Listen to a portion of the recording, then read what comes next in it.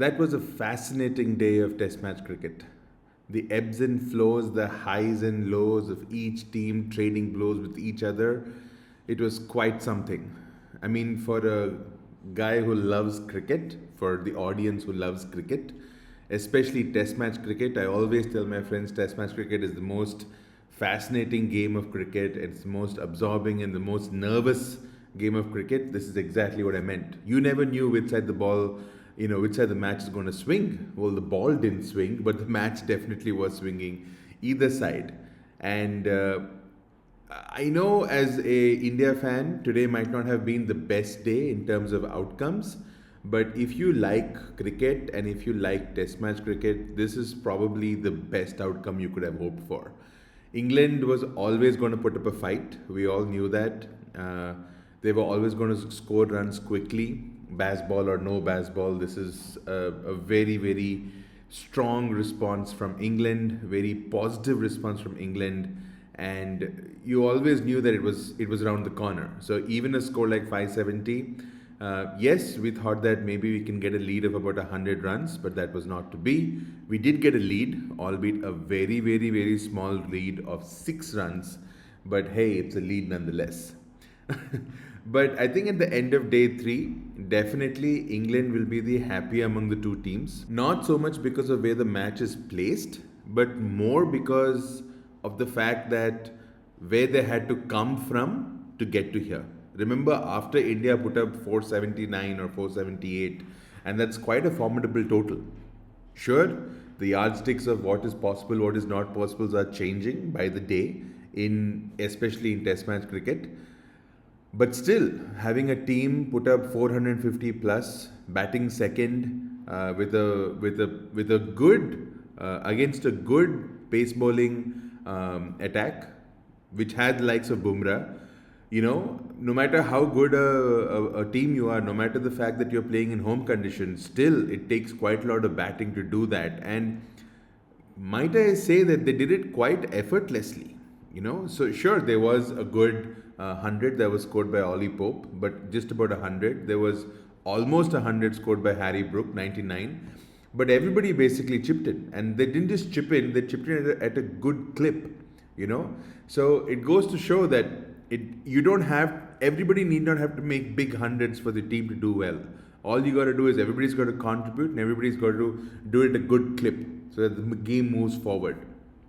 This conversation we are having might not have been possible 5-6 years back, where if a team scores 450 plus, the second team probably would have gotten bundled out for 250, 260, and then you have your third innings and so on and so forth. The match wraps up on day four, but over here we are going to enter day four with the match very much in the balance, with both teams basically vying for an outcome. And honestly, the match can go either ways. The only reason why India still has a chance, and I would repeat this, it still has a chance, is because of what I see as an ineffective England bowling lineup, which was evident today also. Sure, Cars got one good ball today, not denying that, to Yashasvi Jaiswal. That ball came in and just kind of straightened, so I think you've got to give him that much. But if it wasn't for the magic of Stokes at the end, where again he played on more mind games more than the actual, cricketing skills. He played on the mind games of Sai Sudarshan and again tempted him down that, that leg side, not leg side, but more like, on the legs kind of a trap. And yes, he played well. He played better than he did the first innings, Sai Sudarshan. But again, he was found guilty of losing out to the mind games of Ben Stokes over here. So yeah, I think barring these two things, once again, the England attack was laid bare. You could see that it had no teeth to it, which is why I feel that this whole series, actually, India really has a strong upper hand. Whatever happens on this match, India really has a strong upper hand. So it's just a matter of the bowling, holding up, especially the bowling without Bumrah holding up. So now that we talk about Bumrah and the bowling, let's come back to that a little bit. Actually, I was kind of disappointed with the way Bumrah bowled today. I think his first couple of spells, he pretty much went wicketless. And in fact, in the first session, the only two bowlers, only two wickets to fall, one was to Mohammad Siraj and the other one was to Prasidh Krishna. And both of whom actually put in a very, very, very good effort compared to what they were yesterday. Sure, Prasidh Krishna did go for a lot of runs. I think he was going at about 7 and over this time. But you could see it was because of the way the Englishmen were batting. It wasn't so much because they were bad balls. Maybe there were a couple of half trackers going for the bouncer that was going for runs, but you could see that that was the plan, and eventually it kind of worked out by getting Jamie Smith out, caught at square leg boundary. But the point is, I think both Prasidh Krishna and Mohammad Siraj definitely improved a whole lot more compared to what it was in the first innings. Not the first innings, compared to yesterday. And I think they definitely had some inputs given to them by the coaches, maybe about their lengths, maybe about their discipline, maybe about the fact that they need to bowl in tandem as a group. So I think that was definitely there. Bumrah, what was it? I mean, what was the thing that I felt Bumrah was slightly off color almost throughout the whole first session and a little bit of the second session also? Was it because of the fact that he's just coming back from an injury, had a long day yesterday in the field, so maybe was he a bit sore? I didn't feel he was 100% even in the way he was running in. I just didn't feel he was completely there. But of course, the magic of Bumrah.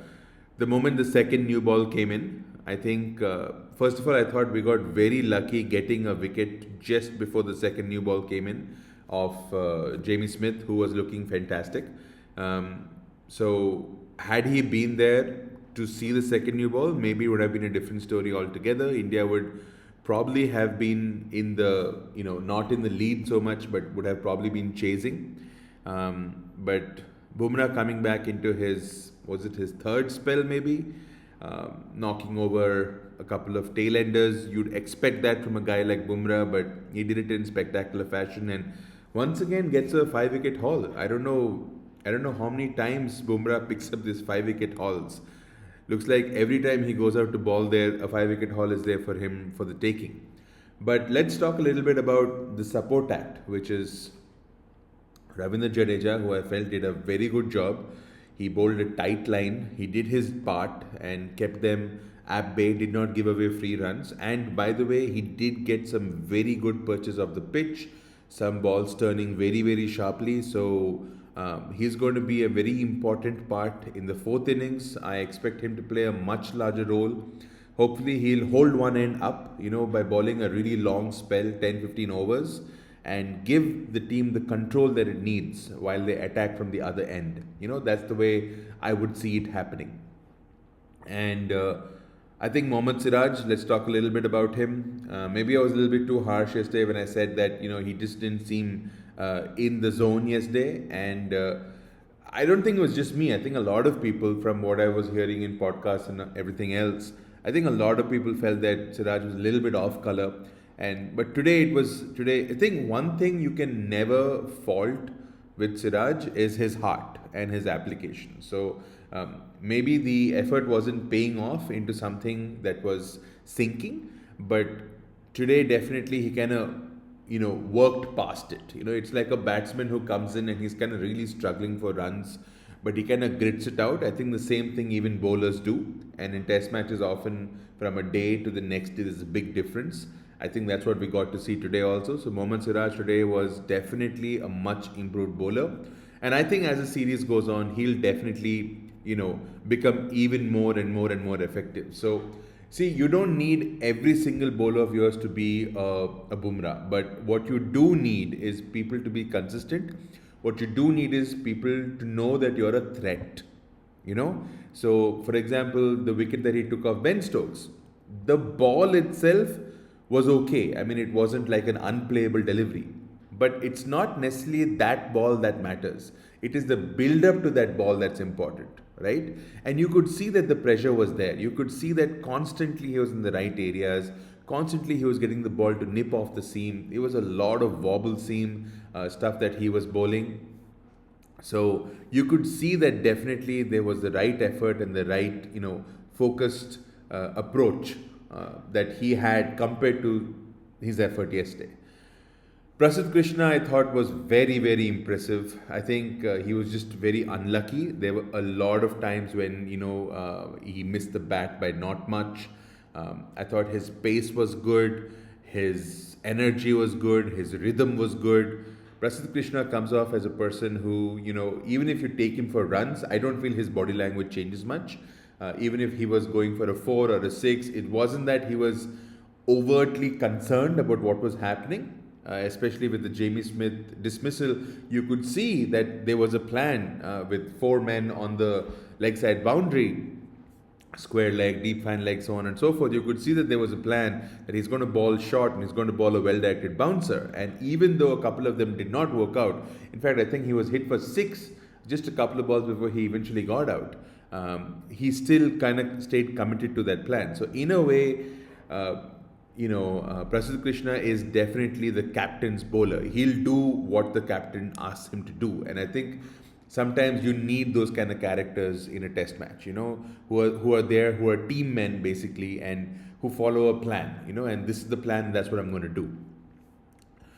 I think the only place where he would want to improve, especially in the second innings and in the series going forward, but especially in the second innings where runs will definitely be at a premium, is that he would want to try to reduce the number of boundary balls that he gives. That doesn't mean to say ball it, that he's balling it wide off the off stump, letting them square cut you or anything of that sort. But I think there's a percentage call. Like, you have to realize what is a good length, what is not a good length, because he's a very tall bowler compared to the other bowlers, and the way he releases it also is very different. So he needs to figure out the right way in which he can kind of keep the batsman at bay. I think that's very, very important. Shardul Thakur, the first 3 overs yesterday was utter rubbish.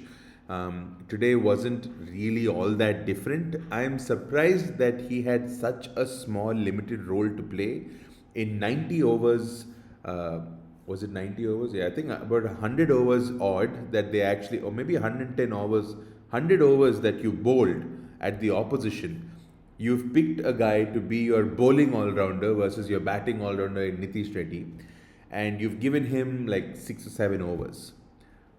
So why did you pick him? Why have a guy in your team to do bowling if you're going to give him about 6 or 7 overs out of 100 overs? And it's not that you are trusting him either to bowl those overs. So it's not that he really made such a big case. Sure, there was one appeal that got given. I was surprised because in real time it looked like it was going down leg, rightly reviewed and correctly overturned also. But apart from that one moment, there was really no time ever that Shardul Thakur was making any sort of,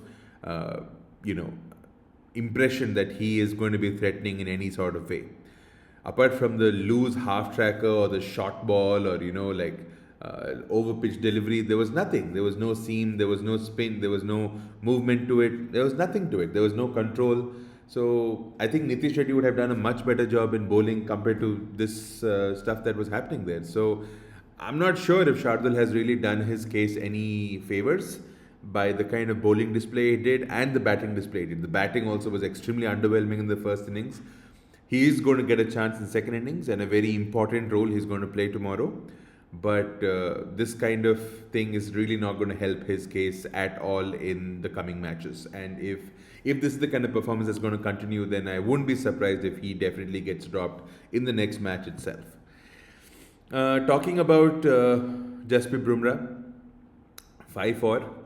I'm told that he's gotten more 5-4s, or he's equal the number of 5-4s away from India to Kapil Dev, playing a quarter of the matches less than Kapil Dev. So you can well and truly say that he's one of India's greatest bowlers, if not the greatest bowler. Of course, Kapil Dev was an all-rounder, but in terms of bowling, Bumrah he seems to be operating on a different level altogether. I mean, today morning was definitely, yes, not quite that, but when he came back with the second new ball, you could see that something was different about him. All these people are trying to analyze, saying he releases the ball at that point, does this, does that. You leave all the the dynamics out of that. Don't analyze all of that stuff. I think What makes the biggest difference is his attitude, is his understanding, and is his leadership. I think that mentality alone sets him apart from the rest. And once you have that kind of mentality, anyone with any skill set honestly can upgrade themselves by 200%. This guy has a skill set that's quite extraordinary, and so when he upgrades himself, he becomes quite unplayable. So I'm happy that Bumrah's got in the 5 for, but I'm also worried that what happens when Bumrah is not there. Okay, so enough about the Indian bowling. Let's talk about the Indian fielding. I think Tendulkar was the one who put a tweet out there saying Bumrah could have had 9 wickets had it been not for 3 dropped catches and 1 no ball, which is true. I mean, that's kind of a weird way of looking at it, but it's kind of true. So the fielding really, I think, would have costed us at least about 100 runs. If we lose this match, I'll say that we lost it because of the way we fielded. Uncharacteristic, really, for a guy like Jaddu to drop a catch. There was a missed catch of Rishabh Pant, which, okay, it's not, it is hard. I'm not saying no, but that's what you expect of wicket keepers. Yashasvi Jaiswal yesterday dropping a couple of sitters. That was really disheartening. A little bit of sloppiness in the field here and there, a boundary conceded, this, that, and other stuff. So, on average, yes, I mean, you could say even Ben Duckett also, gave a reprieve to Sai Sudarshan today. I guess it happens both ways. I'm not saying it doesn't. Missing a catch is part and parcel of the game, but really, I think India was hard pressed for missing those catches. And had it been for those, I think would have looked at a completely different situation right now. Let's talk a little bit about the English batting. And I should say that maybe secretly I was always an admirer of the way the English batted. But today, that admiration was definitely turned into a little bit of respect. It wasn't that they were going hell for leather and just like bashing every single ball. That wasn't the case. But definitely, I loved the tempo in which they bat. I loved the, not the aggressive, but the positive intent with which they batted. And not just one player. Every single person batted with a positive intent. Even Bryden Cars, who was coming in at 9 down, even he batted with a positive intent. And positive intent doesn't mean slogging. That's not called positive intent. Positive intent means that if there's a ball that has a scoring opportunity, I'd rather prefer myself scoring than defending it. I think that's a very important take to have. And Harry Brook, wow, this is the first time I actually got to see a good Harry Brook innings. I think the last time I saw Harry Brook was a match in India where he got plumb out LBW in Calcutta, and he said he couldn't see the ball because of the pollution. And after that, immediately after that, he got clean bowled, if I'm not wrong. And then all of India was basically taunting him, saying, now what pollution are you talking about? But anyway, apart from that small anecdote about Harry Brook, he was so good. He's like a young Joe Root with the attacking nature of a Rishabh Pant. I mean, how else do I put it?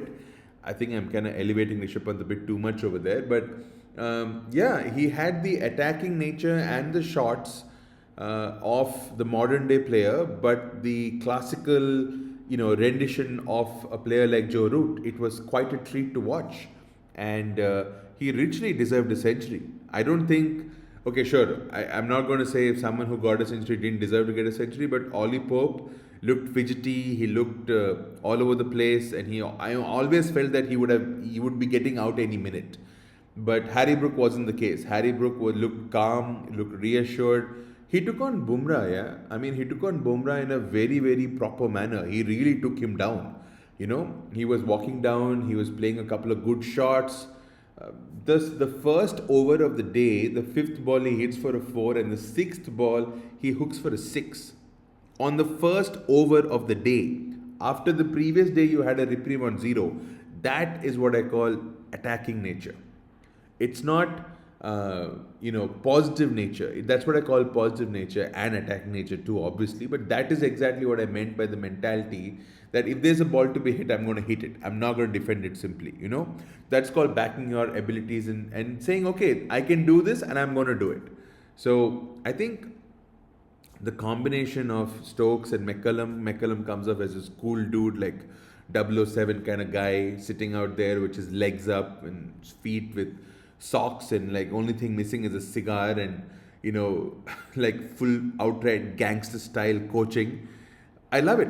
It's a different vibe, and why not? And when you see Stokes sitting in the balcony with those round sunglasses and hair, all gel back or hair back or whatever it is, looks like a cool dude, like a cool cat. I mean, that's like the coolest captain and coach combination you could have in Test match cricket going on. Looks like, and I think that attitude is kind of rubbing off on the team as well. It's like, hey, you know what? You're out here to have fun and play a few shots, so go ahead, play a few shots. And I'll tell you one more cool thing that I noticed is that I think it was Jamie Smith who got out in the 79th over, and the commentators were like, "Oh, it's such a bad time to get out," and blah blah blah and all that stuff because the new ball is due next over and stuff. And then the camera kind of panned towards Jamie Smith in the dressing room, and he was having a laugh with his mates. So that kind of shows the attitude of the English players. That kind of shows the vibe in the dressing room is that you're here to have fun. You're here to play some shots and be productive. It doesn't matter if you got out. You did what you're supposed to do, and I think that is what is the whole positive intent that's kind of driving the team forward. And it will take some stopping to keep this England batting at bay. You need to have a really good game plan, and you need to show up. Basically, every single time that they bat, the bowling team needs to show up. Am I saying that our Indian bowling is not capable of holding its own? Sure, it is capable of holding its own, but they need to show up and they need to be good and they need to be on the button, because one bad day and these guys will just take the match and run away. So that's that. I think the match is quite in the balance. Second innings, Yashish Jaiswal, I think he was kind of unlucky. I don't know what else he could have done different. Maybe trusting the ball, trusting the bounce a little bit more, not playing that shot, maybe going for a cross-barrel shot. If it really comes up to you chest high, why would you still want to defend it? Just swat it. I think it's easier for me to sit here and say that, but I feel that would have been a much better option. Sai Sudarshan definitely looked a lot more composed. I feel, yes, he has done his job. Sure, he's gotten out, but I think India wanted to go into the fourth day with not more than a couple of wickets down, which is what the case is, and definitely with KL Rahul at the crease, which is also the case. So I think tomorrow is going to be a very big day. KL Rahul looks solid, he looks determined, he looks focused, and he looks like he's a man on a mission. And tomorrow I won't be surprised if KL Rahul turns out to be the guy that India needs, because that's the guy that India has. It's like that popular thing, that I am who I need to be, basically. So I think KL Rahul is going to be a very, very important cog in the wheel tomorrow. I expect a good innings from Shubman Gill also. He looks very matured. His first ball for 4 was fantastic. And definitely some depth in batting needed. Rishabh Pant, as always. Karun Nair, this is your chance, man. Your team needs you. The story that Karun Nair has had is nothing short of one of the most romantic comeback stories you'll ever find in cricket. And if he scores a century tomorrow, oh my God, icing on the cake, bhai. You might not be the richest cricketer going around, but if you score a century tomorrow, you will be one of the most talked about stories in Indian cricket forever. And Jadeja, come on, baby, we need you. Jaddu bhai, let's do this. We need a solid contribution from you. This is where I miss a guy like Ash. I know he would have definitely contributed the bat, but I think Team India, with its back against the wall, not quite fully back against the wall, but anything less than 300, and these guys are going to chase us down. Let's be honest. So we are 80, I think 85 or something is the lead, about 220. It's very simple. One guy plays the, fixed position. I think that's Rahul. Everybody plays around him. I definitely feel we should do it, especially because the bowling is kind of weak. Barring Stokes, there's nobody else who's going to throw a challenge. So I think it's going to be a fascinating day, and I'm looking forward to a day 4 where things are going to move, and a day 5 looks like we're going to have a fantastic chase on our hands. Unless, of course, India gets bundled out tomorrow in the first innings, which has happened too many times in the past for me not to be wary about it. But still, I'm hopeful that this is a new team, this is a new era, and it's going to be good. So, see you tomorrow.